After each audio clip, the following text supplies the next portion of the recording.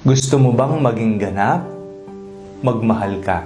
Ako po si Father Fiel Pareha at ito po ang ating segment, ang Daily Devotion, na kung saan tayo po ay magdarasal, magbabasa at magninilay kasama ng salita ng Diyos sa buong taon. Manalangin tayo. Sa ngalan ng Ama, ng Anak at ng Espiritu Santo. Amen. Halina, Banal na Espiritu, liwanagan mo ang aming puso at isip, nang maunawaan at maisabuhay namin ang iyong salita. Amen. Our Bible passage for today is from the Gospel of St. Matthew chapter 5, verses 43 to 48, and I read it for you. You have heard that it was said, "You shall love your neighbor and hate your enemy." But I say to you, love your enemies and pray for those who persecute you, so that you may be children of your Father in heaven. For he makes his sun rise on the evil and on the good, and sends rain on the righteous and on the unrighteous.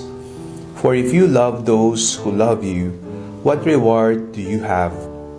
Do not even the tax collectors do the same? And if you greet only your brothers and sisters, what more are you doing than others? Do not even the Gentiles do the same? Be perfect, therefore, as your heavenly Father is perfect. Pagmamahal. Ito po ang utos ng ating Panginoong Jesucristo sa ating lahat. Mahalin hindi lamang ang mga taong nagmamahal sa atin, kung hindi maging ang mga taong hindi ka mahal-mahal, nangaaway sa atin, o kaya naman naninira sa atin. Sabi ng Panginoon, iyan ay mga oportunidad na kung saan tayo ay magiging ganap. Be perfect as your heavenly Father is perfect. Maging banal, kagaya ng ating Amang nasa langit na banal. Ito po ay mga pagkakataon na kung saan maipapakita natin ang ating katapatan sa utos ni Jesus, ang utos ng pagmamahal. Ito rin ay oportunidad para sa atin upang maging banal.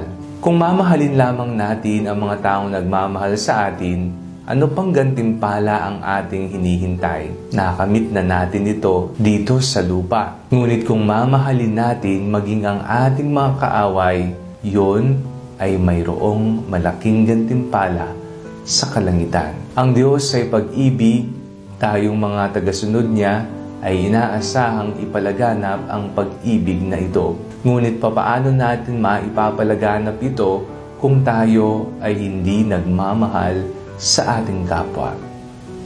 Manalangin tayo. Panginoong mapagmahal, kami po ay lumalapit sa inyo at hinihingi na bigyan niyo po kami ng biyayang mahalin hindi lamang ang mga taong nagmamahal sa amin, higit lalo na ang mga taong hindi ka mahal-mahal sa amin. Alam po namin makakaya namin ito sa tulong at awa niyo. Sa ngalan ni Jesus na aming Panginoon. Amen.